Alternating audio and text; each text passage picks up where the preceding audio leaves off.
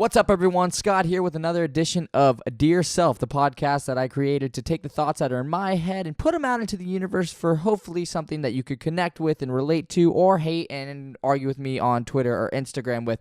Either way, I hope you like it. It's the first one of 2019, and that's why it is so special. The LED lights are on. The diffuser is blowing oils. I got a cup of tea, and we're ready to go. Let's do it. Dear Self, happy 2019. A year you've been waiting for a long time. It is the year that you're going to be graduating from the University of South Florida. A huge goal, and with huge goals comes a common problem that we all face. We set out at the beginning of the year, and a lot of us set these New Year's resolutions. A word that some people love and another group of people hate because it thinks that you have to wait until the beginning of the year to set goals. That's not the case. That's not what we're talking about here. So if that's what you think, scratch it. That's not what we're addressing. The whole thing that we're addressing is, did you set goals for yourself? It doesn't matter if you did it for the first part of the year, you're doing it right now, you did it last Tuesday. No matter what, did you set goals for yourself? And have you already failed and given up on those goals 11 days later if you started them at the beginning of 2019? I say this because according to Business Insider, around the second week of February, 80% of people have already given up on their goals, on their resolutions, on the things that they set out they're going to do over the year and have already given up. And so the question now is why? Why are people giving up on these dreams so fast? What is the problem? And to me, I don't think the problem is that the dreams are too big and scary. I think your dreams should be scary. I think when you look at your dreams, they should terrify you, and that's why you're trying to achieve them, to hopefully better yourself in the long run. But the problem is, first off, I think that we're taking these gigantic, huge, life-changing goals and we just throw it on a piece of paper and say, this is what we're doing. And the problem that I see there is we're not going about it strategically. What I've been doing a lot myself is I've taken this gigantic goal, and the one thing that we have to do is we have to break it down. You have to break that goal down from the gigantic, life-changing goal all the way down into what you're doing that day, that week. How are you going to change for the better to make your goal actually come true? Because if you're putting that gigantic goal into the universe and you're not going about it in a strategic way, you're going to be a part of that 80% that fails by the second week of February. Even if you already failed now, it's because we're looking at it and we think it's too big for us to accomplish, so we don't know the direction to take. And so one step at a time is the biggest thing. If you have a goal that you want to do, this is the year that you want to make that change. You want to drink more water? Well, how about you start off by maybe having a cup in the morning?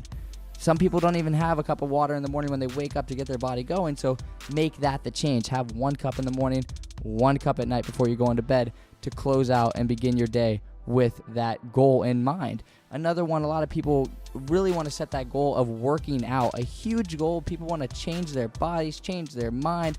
Physically, mentally, fitness is key, and it helps you in so many different ways, but we look at working out as this thing that I gotta be in the gym for 2 hours when that isn't the case at all. Me, myself, I have loved working out for a long time now, and even I have now had trouble with finding the time to work out, and I had to reframe the way I thought about this.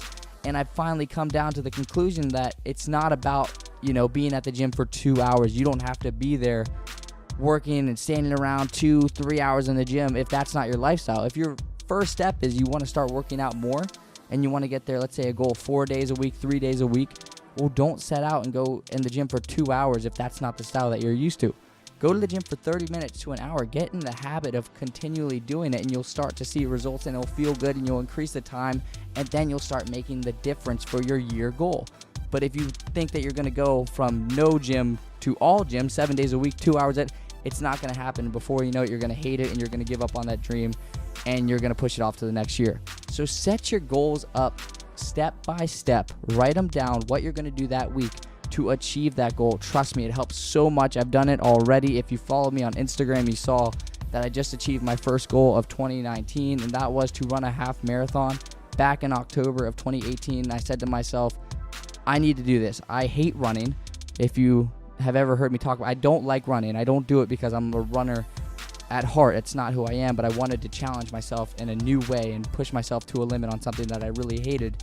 And now January comes along, and within the first weekend, I just achieved 13.1, and that was my first step into the bigger picture, which is now I'm going to train for 26.2, the marathon. That's breaking it down. That's going from week by week, and now I have it set up on a schedule that this is how many miles I'm going to run this week. The next week, I'll work toward that when I get there. But right now, step by step, break the goal down. Step 2 with this whole goal process, and something that I think we're not really hitting the nail on the head with, learn to pat yourself on the back, baby. Come on now. When you're doing something that you think you should be rewarded for, give yourself a little pat on the back and remind yourself that you're making progress. You're doing great things. And so when you make that step, you break your goal down and you hit that benchmark for the week, make sure to celebrate yourself. If that's what you have to do by taking a selfie after the gym because you feel good and you look good, well, do it. And if other people out there are hating on you, well, screw them, because that's your way of rewarding yourself and knowing that you're making progress toward the goal that you set out. Make sure that you're celebrating the things that you're doing, because we don't do it enough. We look at people in a shunning way that celebrate their little successes. Make sure that you take those little success that you do every single day and remind yourself that that's another step in the right direction. That's what it takes. If you're not celebrating the small victories, what are you going to do when you get to the big victory? Are you even going to get there? Or are you going to lose track along the way? Make sure to celebrate what you're doing. If you're going out and you want to walk every day, all right? You go out and you walk 10 minutes a day. Don't worry about walking an hour like Bob down the street. He's been doing it for a while. If you go out and walk 10 minutes and that's more than you've done in the past year, pat yourself on the back. You're making progress, and it's going to make you better for the weeks ahead. Make sure to celebrate yourself. I'm going to go enjoy this tea. I'll see you guys next time.